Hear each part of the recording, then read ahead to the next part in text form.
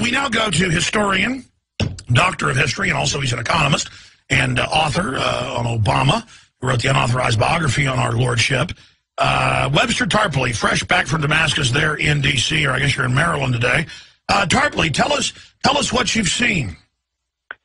Well, I've been in Damascus, as you've mentioned, and in Homs, and in a place called Banyas, and also in Syria, which is on the coast. I've been through the port city of Tartus, and this is now the place where just after I passed through there, we have the arrival of this Russian naval task force. I don't think they're all in the port. The port of Tartus has been expanded and upgraded with some rather important, additions to the facilities over the last couple of years. And the information I have, one report comes from General Michel Aoun, the head of the Christians of Lebanon. I think a figure like de Gaulle, the savior of Lebanon. He told me a week ago, the Saturday morning, that the Russian fleet had actually arrived, and I got this confirmed from a Russian journalist, a woman working in Damascus, and it's a fleet that's composed of the Admiral Kuznetsov, which is an aircraft carrier, or at least a helicopter carrier, maybe a through-deck cruiser, might be a term. Yeah, it's like a troop carrier helicopter. It's kind of like the Coronado Marine Corps ship. Right, and then we've got a heavy cruiser, the Moskva. The Moskva is a heavy-duty, heavy cruiser with missiles on board. 3 or 4 nuclear submarines, and the trick with the submarines is you don't know how many because they're underwater. If they come through the Bosphorus and the Dardanelles, if they were coming from Odessa and the Russian Black Sea Fleet, then they would have to surface as they go through the Bosphorus and the Dardanelles, because that's the Treaty of Montreux, I think, says if it's a submarine, you got to come up to the surface to go through. But according to the Russian journalist I talked to in Damascus, she said that these ships had come from Murmansk. So she said there were 3 or 4 nuclear submarines that were known, and maybe more, and I think also an anti-submarine warfare ship. So this, I think, highly significant, and I think the big thing that's hanging over all this is the tremendous, hysterical, Dr. Goebbels-style Western media blackout that this Russian fleet is there. There are even other reports that they're unloading these S-300 advanced surface-to-air missiles, the kind of thing that Gaddafi wanted, didn't get in time, the kind that Iran has asked for, and they still haven't gotten them, at least in the numbers they wanted, as far as we know. Anyway, that these are now being delivered to Syria. So this means that there's a whole new dimension of Russian support for Syria. 2 weeks ago, this past weekend, we also had the visit of the Russian Orthodox Patriarch, Kirill, Cyril. So he's Patriarch Cyril of the Russian Orthodox Church, the top religious authority of the Russian Federation, at least of the Christians, and he came there to Damascus to meet with the Grand Mufti of Damascus, who is a very interesting figure in his own right. I recommend you look him up. So the idea is that you've got a pattern, and you've also got now Foreign Minister Lavrov of Russia is saying we want you to stop with these ultimatums to Syria, stop with this stuff. He's responding to a French madman, Alain Juppé. The foreign minister of France says it's time to cut humanitarian corridors into Syria and set up humanitarian... And that's a total repeat of the Libya and the humanitarian love bombs. But you were there. We weren't able to get a hold of you after you were first on there in the sniper areas. And now It's coming out that indeed that is the Al-Qaeda forces. Even the London Telegraph admits Al-Qaeda is now taking over all of Libya. The military leader is a top Al-Qaeda operative who openly says murder the Americans and all this. That's his CIA cover. We've also got them at least 600 landing there. And then secondarily now, since you've been there, I want to hear about what you saw there bravely in areas under sniper attack, Webster. You never like to toot your horn, but you've been in the middle of it. Then I want to continue. Russia threatens to block NATO routes that they're using since Pakistan's cut off their route into Afghanistan. What's happening with that base being bombed? By the way, Hamid Gul is on tomorrow, folks. Former head of Pakistani intelligence at the start of the show. I wanted to just confirm that's coming up.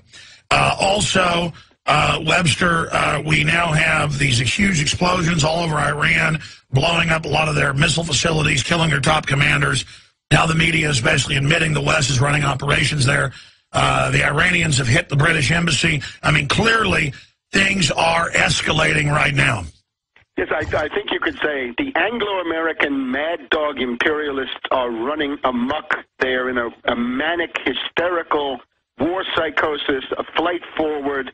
This is now a new surge. I guess we haven't seen anything quite at this level since about 2000. Webster, the MF Global's making 40-to-1 bets, and there's now statements in the news where they said that's just the way it is. Insanely, 40-to-1 bets that were guaranteed to fail, losing $12 billion in one day and just frothing around. I mean, the elite has gone totally insane. Yes, and it's good that you bring this up, because this is, I think there's a certain causal chain. In other words, when you take a ruling elite like the Anglo-American financier oligarchy, these are finance capitalists. These are zombie bankers, hedge fund hyenas, and all the rest.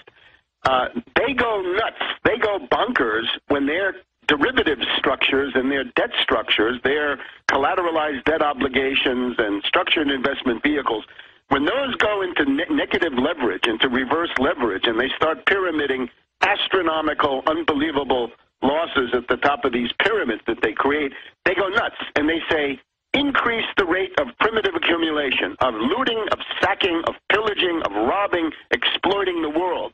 Then they're told, well, there are these governments that seem to get in the way. There's the Syrian government that insists on selling bread for about 25 cents for 2.2 pounds. 1 kilo of pretty good bread, I've had some, for about a quarter. And they say, that's impossible. We want that to cost $25 for that kind of bread, so we can send the money to Wall Street and the City of London. So all of these governments are in the way. And this has been the story of the whole Arab Spring. And then in the middle of this, look at that band of territory that goes from Lebanon. Lebanon is now governed pretty much by an alliance of the Hezbollah pro-Iranian forces. Listen, I want to get into all the geopolitical intricacies here, but bottom line, the elites are panicking. They're all going to go to jail unless they start World War III. And they're announcing they're going to arrest citizens for no reason and put us in FEMA camps. That's in the news. And it's just a frothing. They're like flopping around at the cocktail party, insane. But they're the boss, so that's just the way it is. But now, in the middle of all this, you've got to pick the one point when you have opposition forces, as we do, that are weak and disorganized and confused. There's got to be a clear trumpet. In other words, what do you do under these circumstances? What's the one point where activity, where a political assault, a political attack, can actually have some importance? Finance capital is the enemy. Wall Street is the enemy. The financiers, the zombie bankers, the hedge fund hyenas. This is what's behind the whole thing. Yeah, they're the opposite of free market, too. They're just absolute crony capitalist, insider crooks who then are always given more power for the messes they create. Yeah, they talk free market, but what they actually carry on is the fascist corporate state on the Mussolini model. And again, the Syrian case is highly interesting. Yeah, so bottom line, you were there, the sniper attacks, all that stuff's coming out, it's staged. Are they going to have the nerve to start the love bombing, the kinetic love, and will all the trendies dance around and be happy? Look, a lot depends on Russia. I would say just about everything depends on Russia right now. As Gideon Wells, the Secretary of the Navy, said in 1863 and 1864, God bless the Russians. Thank God for Putin under these circumstances. Thank God he's making a comeback, because if we had Medvedev with full power, the bombing of Syria and the civil war in Syria would already be going on. Notice that one of the things that's changing is the U.S. is leaving Iraq. That is, the large numbers of forces are departing. And what that conjures up then is a belt of territory that goes from Lebanon to Syria, across the Shiite parts of Iraq and into Iran. That's basically going to be one continuous belt, and they're opposed to the U.S. and the British, right? They don't like the imperialists for whatever reasons, and there are many reasons, and a lot of them are good reasons. So the idea now is if Iraq is falling away from U.S. control, and you can see it, right? The Iraqis refused to vote the sanctions against Syria at the Arab League. They joined with Lebanon Algeria, and Iraq said, no, we will not take part in the economic warfare against Syria. It means that that whole thing is meaningless. Yeah, because they've already enjoyed decades of mass starvation and loving sanctions and love bombs. Privatized and everything. So the idea now is they wanted, the whole idea was to attack Syria, so you'd isolate Hezbollah, you'd destroy the only ally that Iran had, other than Iraq. But now that doesn't, it seems not to be working. So I would just caution everybody, right? The Anglo-Americans are as mad as hatters. They're as mad as March hares. Look at them. They're all making 40-to-1 crazy bets. I mean, I think they're going to start World War III. Look how Cheney tried to start World War III with Russia on 888 with the Georgia. But Tarpley, I want to go to break and come back. What about the Pakistan situation? What's up with them blowing up military bases now? Well, we've had this all year, right? And we had the U.S. pressure, of course. The U.S. threat is to seize the Pakistani nuclear forces, to destroy them or to steal them, and set the stage for Pakistan being broken up into 4 or 5 parts. This is the long-standing scenario. Now, Pakistan has been fighting back. The first thing they got was that secret ultimatum from China about 6 months ago, where China said to the U.S., back off, you bums. We are going to treat any attack on Pakistan as an attack on China. Just now we've had the conference of the Shanghai Cooperation Organization, and there Putin has come forward as the personal sponsor of Pakistan becoming a full member, not just an observer, but a full member of the Shanghai Cooperation Organization. Now you'd think a double guarantee for Pakistan would be enough. If China and Russia are both on record as supporting Pakistan, that ought to be enough to make the Anglo-Americans back off. But apparently not. Apparently they're so crazy that they're going to try to drive this strategy home. They may think that the government is weak or that there are other things they can take advantage of. But the fact is, they've just killed 25 Pakistani soldiers. This is absolutely... Well, they loved them. They love bombed them. Come on.